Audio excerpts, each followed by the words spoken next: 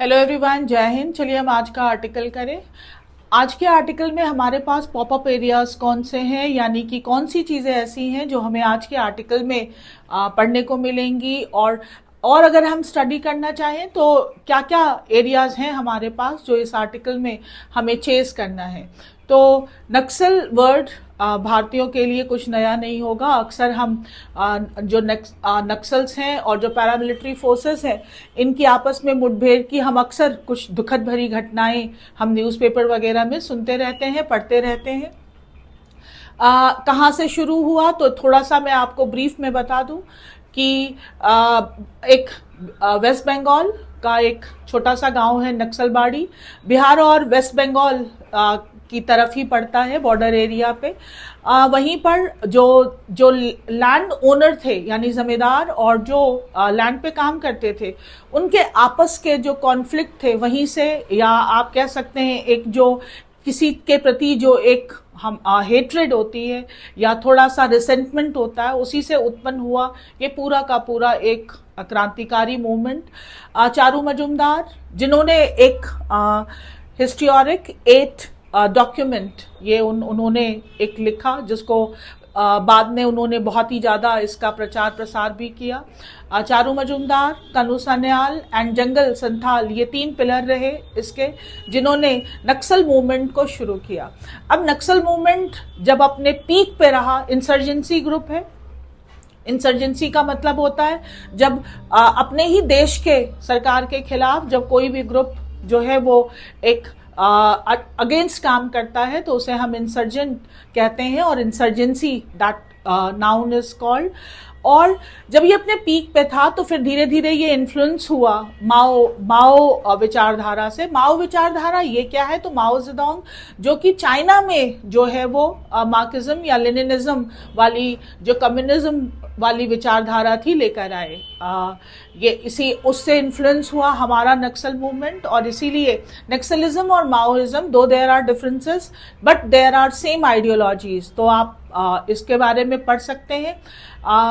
बहुत सारी बुक्स हैं, बहुत सारी महाश्वेता देवी उनकी कुछ बुक्स हैं जो डेडिकेटेड हैं इसी चीज़ को लेकर, तो आप इसके बारे में और भी स्टडी कर सकते हैं। There is a movie also 1084 की माँ, वो भी इसी नक्सल मूवमेंट पे भी है।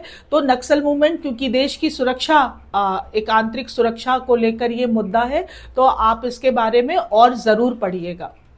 हालांकि लेट 60s और 70s में जब मानेकशॉ वगैरह थे, उस टाइम पे इंदिरा गांधी जी ने जो है वो बहुत एक आर्मी को भी इसमें लगा दिया था कि नक्सल को किसी तरह से रूट आउट करना है, और उसके बाद कुछ सालों तक तो ये अंडरग्राउंड रहे। लेकिन फिर जब ये पनपे तो इन्होंने वर्किंग क्लास को, स्टूडेंट्स को भी इसमें इन्वॉल्व किया। और एक रेड कॉरिडोर है, रेड कॉरिडोर यानी कि आपका छत्तीसगढ़ वाला एरिया, झारखंड, छत्तीसगढ़, महाराष्ट्र का एरिया, यूपी का भी जो चंदौली साइड का, बस्तर, तो हम अक्सर ही सुनते हैं, और वेरी इनफेमस नेम फॉर नक्सल। तो ये सारी चीज़ें आज के हमारे आर्टिकल में पॉपअप एरिया में है, और आप इसके बारे में पढ़ सकते हैं। पॉपअप एरियाज लिख लीजिए कि कौन कौन से एरियाज हैं जिस पे आज हमें जो है वो थोड़ा सा रिसर्च करना है। सो जो हेडलाइन है हमारे पास वो है not the only path, not the only path. अब ये समझना तो बहुत मुश्किल नहीं है, यही मात्र रास्ता नहीं है। नॉट द ओनली पाथ, इसका यही मीनिंग हुआ कि यही मात्र रास्ता नहीं है। क्या कह रहा है, चलिए पढ़ें। अ प्योरली मिलिट्रिस्टिक, यानी कि सिर्फ आप मिलिट्री पावर से अगर सोचते हैं तो that is called militaristic. Solution, militaristic adjective है, और फिर ये सॉल्यूशन नाउन। ये जो ऐसी सोच है अगेंस्ट, किसके खिलाफ, the Maoist can also lead to tribal repression. अगर हम पूरा का पूरा मिलिट्री वाला ही एक समाधान ढूंढेंगे तो ये जो है किस तरफ ले जाएगा, जो ट्राइबल, जो हमारे, क्योंकि ये जो नक्सलाइट या जो माओइस्ट हैं ये अपने साथ, क्योंकि फॉरेस्ट में ये कन्फाइंड है। तो वहाँ पर जो हमारे ट्राइबल ग्रुप्स हैं ये भी जो है कई बार इनके इसमें शामिल हो जाते हैं जाने अनजाने में, और कई बार जो क्रॉस फायर होती है जो जो इन पे किया जाता है वो उसके चपेट में जो है वो ट्राइबल ग्रुप वाले भी आ जाते हैं। रिप्रेशन का मतलब होता है दमन करना, किसी को सप्रेस करना। Into operations in Bastar, Chhattisgarh on Thursday 30 alleged का मतलब होता है ऐसा ब्लेम है या क्लेम है कि माओइस्ट वर गन डाउन का मतलब होता है मार गिराना, taking the number of Maoist और किल्ड इन ऑपरेशंस, और जो इससे जो माओइस्ट का जो इन ऑपरेशंस में मरना है अकॉर्डिंग टू सिक्योरिटी फोर्सेस के according to over 100 this year. अगर हम इस 30 की संख्या को ले लें तो ऐसा क्लेम है सिक्योरिटी फोर्सेस का कि लगभग 100 के करीब में जो है वो मारे जा चुके हैं Maoist. In its 20+ years of existence as a unified political force, और ये एक अभी एक यूनिफाइड पॉलिटिकल फोर्स बन गया। इन्होंने अपनी एक पॉलिटिकल पार्टी भी बना ली, द कम्युनिस्ट, जिसका नाम है the communist party of India, जिसका नाम है the communist party of India. Maoist find itself, खुद को पाते हैं in its most challenging period. अभी इस ग्रुप के लिए ये बहुत ही चुनौतियों से भरा जो है वो पीरियड है। द इंसर्जेंसी हैड पीक्ड, जो इंसर्जेंसी है हैड पीक, इंसर्जेंसी का मतलब अपनी ही सरकार अपनी ही देश के खिलाफ लड़ना, had peaked in the mid to late 2000 when the then government, 2000 के बीच में ये अपने पीक पे था, when the then government termed it as, और उस टाइम पर सरकार ने इसको जो नाम दिया वो दिया ग्रेटेस्ट सिक्योरिटी थ्रेट, सबसे बड़ी सुरक्षा को लेकर एक चुनौती या डर भय टू द नेशन, देश के लिए, एंड हैज सिंस, और उस टाइम से ही देन बीन रिस्ट्रिक्टेड टू, उसको रिस्ट्रिक्ट कर दिया टू द फॉरेस्टेड एरिया, जो फॉरेस्टेड एरिया है of southern Chhattisgarh and contiguous areas, contiguous का मतलब होता है adjoining जो उसे adjoining areas होते हैं, that is called जुड़े हुए areas से। This weakening was never in doubt, और ये जो कमजोर किया इसको, इस पर कोई संदेह नहीं है। द माओइस्ट प्रोफेस, एंड जो माओइस्ट हैं वो प्रोफेस करते हैं, क्लेम करते हैं, या उनका जो कंट्रोल है anachronistic, a very beautiful and strong word, आप इसको यूज कर सकते हो, जो आज के टाइम का नहीं है, out of date. Anachronistic means out of date, anything which is not contemporary, जो आज के टाइम का ना हो उसे हम कहते हैं एनाक्रोनिस्टिक, जो बहुत ही पुरानी समय की पॉलिटिकल स्ट्रैटेजीज, क्योंकि वो प्रोफेस करते हैं बहुत ही पुरानी जो स्ट्रैटेजी है ऑफ एडॉप्टिंग वायलेंट, और बहुत ही हिंसक मीन्स तरीका ढूंढते हैं टू अचीव देयर गोल्स, अपने गोल्स को अचीव करने के लिए बहुत ही वायलेंट मीन्स यानी तरीकों को ढूंढते हैं। And in the long war of, और जो एक उनका जो लंबे टाइम से वॉर चल रहा है ऑफ एट्रीशन का मतलब होता है कॉन्फ्लिक्ट अगेंस्ट, जो उनका कॉन्फ्लिक्ट है एट्रीशन है अगेंस्ट द इंडियन स्टेट, भारतीय सरकार से। हैव सब्जुगेट का मतलब होता है किसी को कंट्रोल कर लेना। देयर मास वर्क, उनका जो एक वर्क है टू मिलिट्रिज्म, अब वो पूरा जो है वो एक तरह से मिलिट्रिज्म पे ही अब वो वर्क करते हैं। दिस हैज रिजल्टेड इन, अब इसकी वजह से रिजल्ट क्या आया है, the erosion of support base in places, जो सपोर्ट बेसिस थे उनके वो अब खत्म हो गए हैं in places that were built,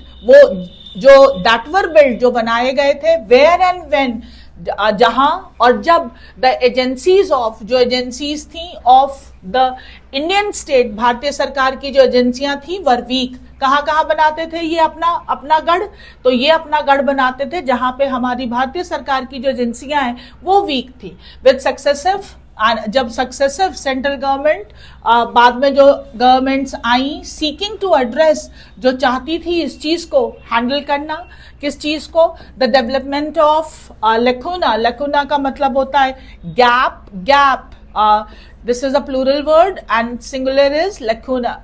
ए बहुत ही ब्यूटीफुल वर्ड है।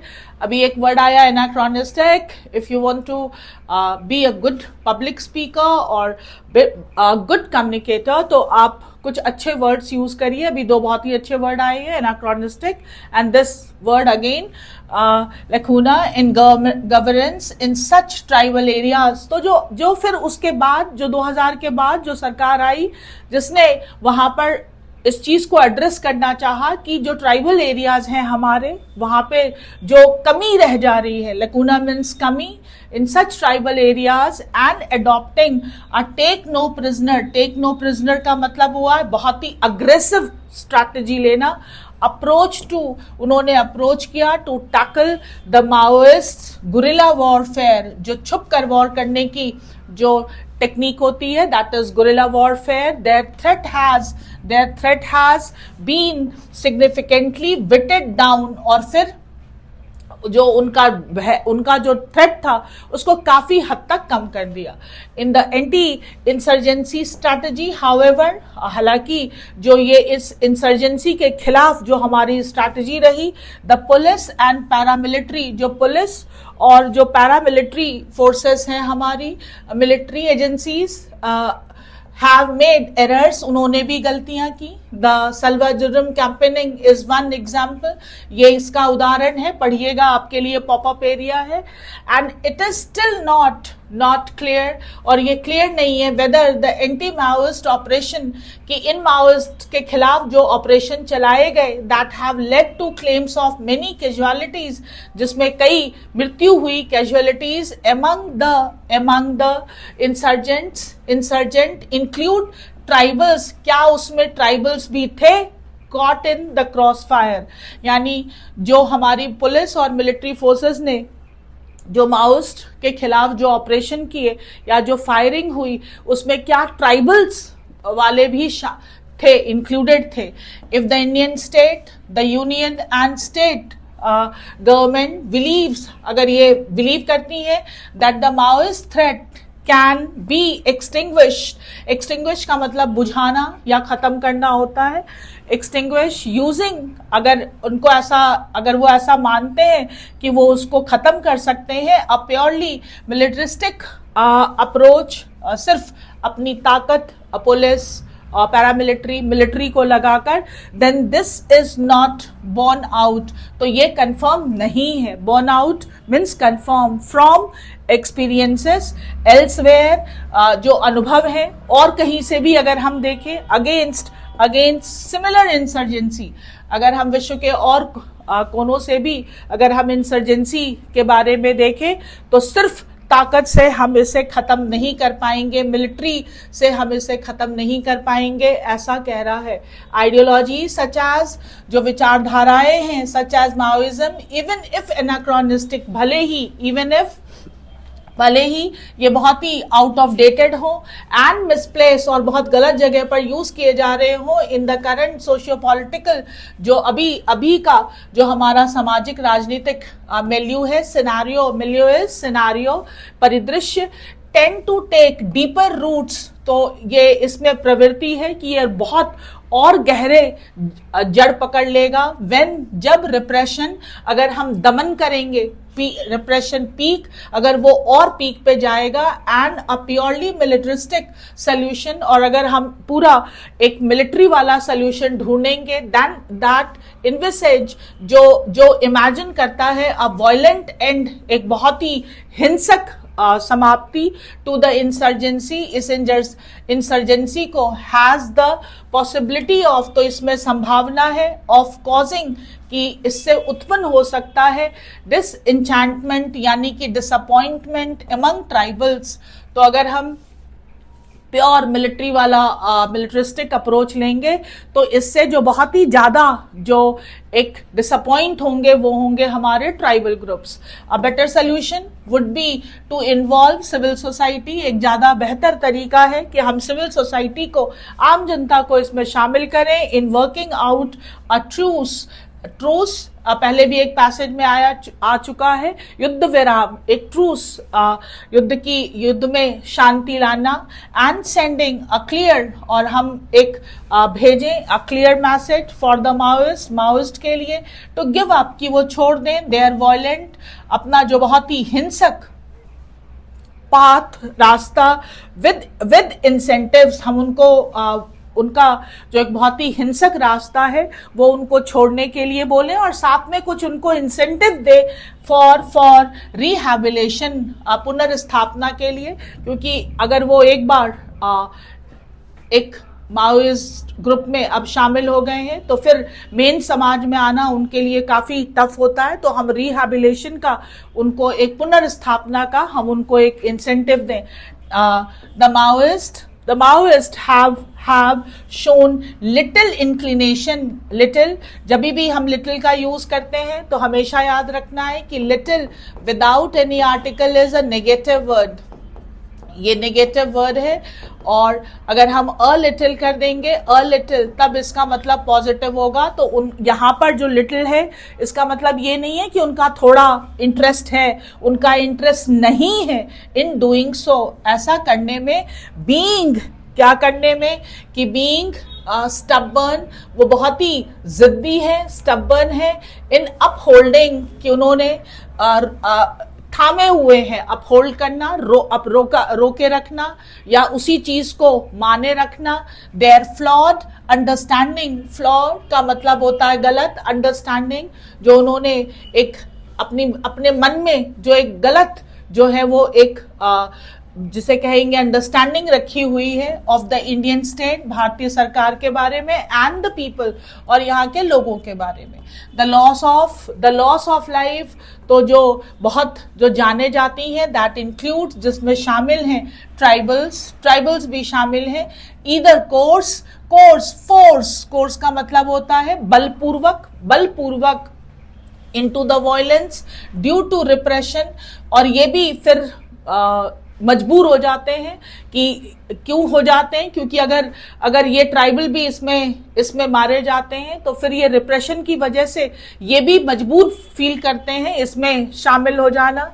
रिप्रेशन दैट दे फेस और simply caught in the cross fire, तो ये भी, या तो ये मजबूर होकर ये भी उस दल में शामिल हो जाते हैं, और या बहुत ही सिंपल सा है कि क्रॉस फायर में शायद ये भी बलि का बकरा बनते हैं। Should compel them to change tack, तो हम उन्हें कंपेल कर सकते हैं कि वो अपना रास्ता चेंज करें। If they are truly concern, अगर वो वाकई में कंसर्न है about the lot of the tribal people, अगर हम ट्राइबल पीपल के बारे में चिंतित है, they claim to stand up, और अगर वो कहते हैं कि अगर वो माओइस्ट ग्रुप कहता है कि वो ट्राइबल को लेकर बड़ा कंसर्न है या जो सताए हुए हैं उनको लेकर बड़ा कंसर्न है, तो अगर वाकई में उन्हें कंसर्न है तो वो फिर जो है रिहैबिलिटेशन या के लिए सरेंडर के लिए रेडी रहे। The experience of the revolutionary arm forces of Colombia, ये नाम है FARC, और that of the Nepali Maoist. अब जैसे हम अभी इंडियन माओइस्ट की बात कर रहे हैं कि हमारे यहाँ पर जो नक्सल थे जो फिर माओ की विचारधारा से प्रभावित हुए तो वो इंडियन माओइस्ट हुए, उसी तरह से नेपाल में भी जो प्रभावित हुए तो Nepali Maoist. who gave up their insurgent campaigning, जिन्होंने अपना इंसर्जेंसी वाला जो कैंपेन था वो दे दिया। suggest that such a pathway is possible, तो वो ये दर्शाता है कि इस तरह का जो तरीका है वो पॉसिबल है।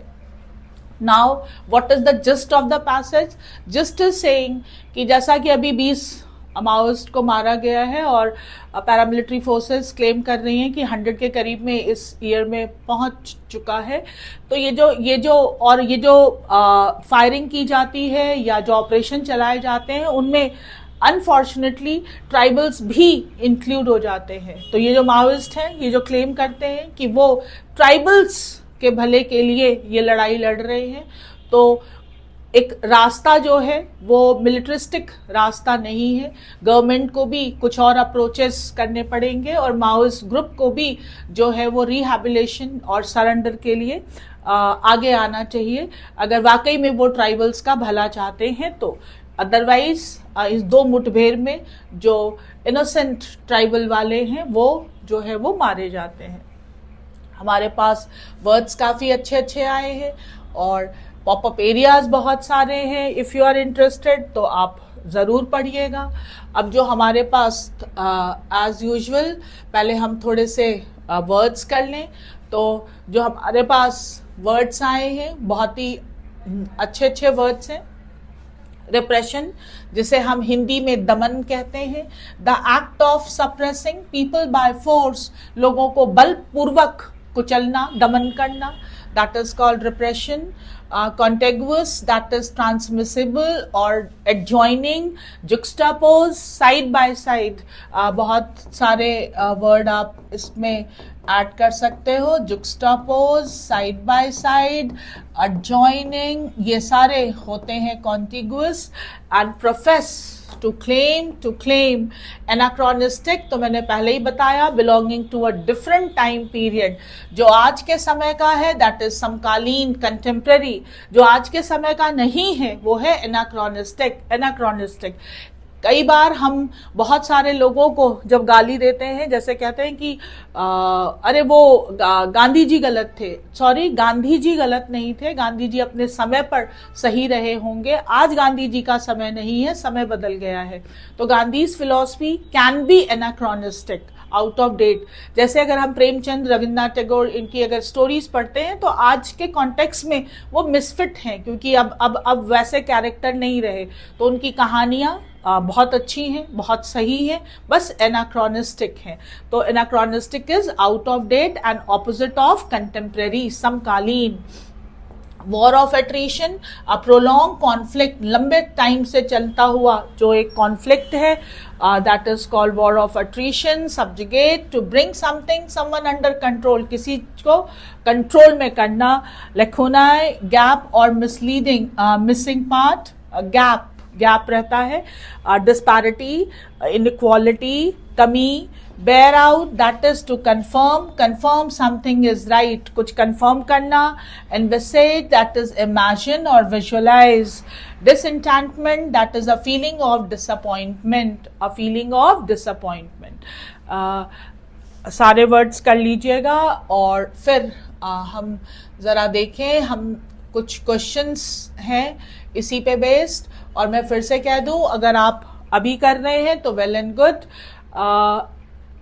इस तरीके से ऑनलाइन जब आप कुछ कर रहे होते हो तो आपके पास पॉसिबिलिटी है कि आप यहाँ पे रोक दीजिए, अब आप ये पैसेज कर लीजिए और फिर उसके बाद फिर आप आंसर चेक करिएगा। तो there is a possibility for you to do on your own and then check.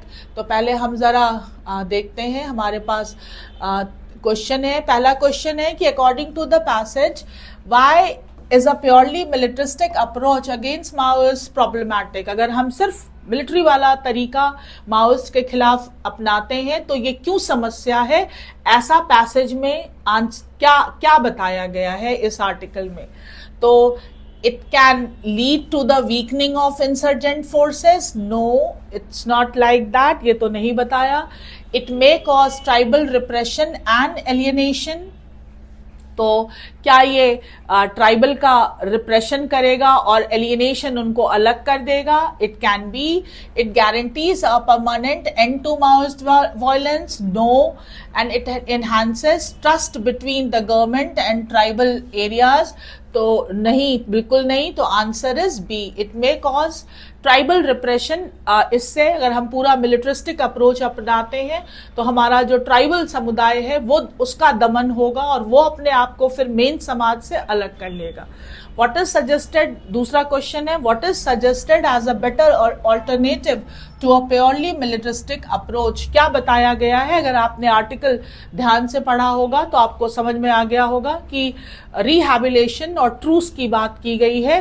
तो यहाँ पर हमारा जो आंसर है वो होना चाहिए involving civil society to negotiate a truce and offer rehabilitation incentives, कि सिविल सोसाइटी को भी जो उसमें शामिल किया जाए और फिर एक शांति वार्ता की जाए और पुनर्स्थापना की बात की जाए।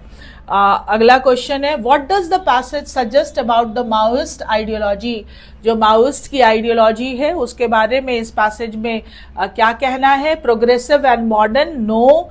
It is irrelevant and easily suppressed by military action, no. It encourages peaceful protest and civil resistance, no. It is an anachronistic, yes. Passage में बार बार बात की गई है anachronistic strategy, ये बहुत ही पुरानी स्ट्रैटेजी है कि हिंसा से जो है सरकार के खिलाफ खड़े हो जाओ। तो ये एक पुरानी विचारधारा है that tends to take deeper roots when repressed, और ये इसमें प्रवृत्ति है कि ये और बहुत गहरा जड़ ले लेता है अगर इसको और रिप्रेस किया गया तो। यही कहा गया है। तो आपने तीनों पैसेज आई होप कर लिए होंगे, और उसके बाद हमारे पास कुछ वोकैब में है। तो जरा वोकैब वाला देखें हम। वोकैब में हमारे पास पहला आया है वन वर्ड, कहा है टू डोमिनेट और कंट्रोल बाय फोर्स। अगर हम बलपूर्वक किसी चीज को करते हैं तो क्या कहते हैं? दैट इज टू डोमिनेट और control by force, that is subjugate. Envisages का मतलब होता है, साइनोनिम पूछा है, इमेजिन। और डिसएन्चैंटमेंट, दैट इज डिसअपॉइंटमेंट। अब हम यहाँ पर देखें, हमारे पास दो सेंटेंस करेक्शन वाला भी एरिया है कि the report highlighted several lacuna, several कुछ वर्ड्स हैं हमारे पास जैसे several, various और many। इन सब के बाद हम हमेशा प्लूरल वर्ड का यूज करते हैं। जब मैं आर्टिकल पढ़ा रही थी तो मैंने आपको बताया था कि लैक्यूने का जो सिंगुलर वर्ड प्लूरल होता है वो लैक्यूना होता है। तो यहाँ पर ये जो है यहीं पे प्रॉब्लम है, ये लैक्यूना होना चाहिए था, लैक्यूने होना चाहिए था, ई आना चाहिए था। In the government policy framework which need to be addressed immediately. अगला है हमारे पास, if the Indian state would have adopted, यदि सरकार ने अपनाया होता अ मोर बैलेंस्ड अप्रोच, एक और balance approach, the Maoist threat might have been diminished sooner. तो जो ये समस्या है ये शायद पहले खत्म हो गई होती। अगर आप इस तरह के पास्ट, अतीत में आह भरे सेंटेंस बनाते हैं कि यदि ऐसा हुआ होता तो ये होता, यदि ऐसा हुआ होता तो ये होता, तो उसका ये स्ट्रक्चर नहीं होता है।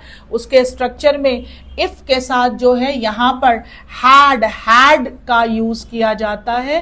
हैड प्लस कंडीशनल सेंटेंस है, और बहुत जल्दी मैं इस पे एक बहुत ही ब्यूटीफुल सा वीडियो प्लान कर रही हूँ जिससे आप अगर अतीत में कि यदि मैंने उस टाइम पर ये समझा होता तो ये ना होता, अगर ऐसे सेंटेंस बनाने में आपको इंटरेस्ट है तो उस वीडियो से आपको काफ़ी हेल्प मिलेगी। उसके लिए जस्ट थोड़ा सा वेट कर लीजिए। तो if the Indian state had adopted, not would have, यहाँ पर हैड प्लस वर्ब का थर्ड फॉर्म अडॉप्टेड, ये है, इसमें प्रॉब्लम है।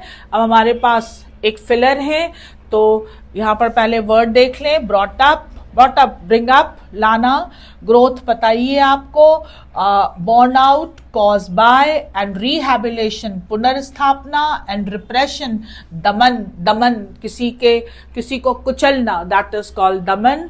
The Maoist insurgency in India which was, अब यहाँ पर क्या करना है, which was repression of frustration and inequality has led to widespread violence.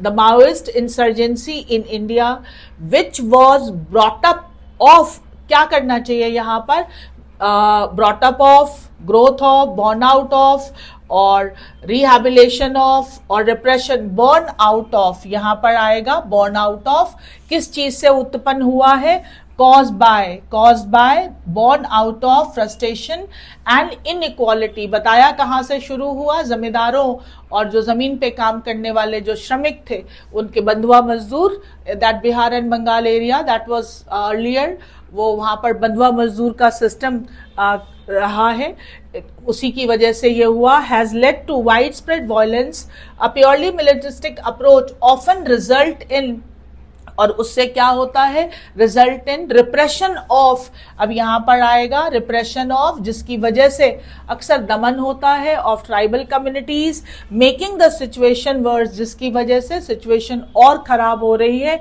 To achieve lasting piece, जब आप अगर चाहते हो कि ये शांति हमेशा के लिए रहे, एक्सपर्ट सजेस्ट ऑफरिंग रिहैबिलिटेशन, तो रिहैबिलिटेशन एक्सपर्ट कह रहे हैं कि इसके लिए पुनर्स्थापना, incentives to encourage Maoist to surrender and reintegrate into society. जैसा कि मैंने बताया कि हम पुनर्स्थापना के द्वारा उनको जो मेन समाज में, मेन स्ट्रीम में लाने का प्रयास कर सकते हैं, ताकि एक तो जो हमारा इंटरनल सिक्योरिटी है वो भी सेफ रहे, नंबर 2 जो ट्राइबल, जो हमारे फॉरेस्ट, डीप फॉरेस्ट में रहने वाले जो ट्राइबल हैं, ट्राइबल ग्रुप वाले हैं, वो भी सेफ रहें। एंड ऑफ कोर्स इससे तो किसी को कोई भी फायदा नहीं होने वाला कि हमारे ही देश के लोग अपने ही देश के खिलाफ लड़े और फिर हम अपने ही देश के लोगों को मारे। This is going to be a very sad irony.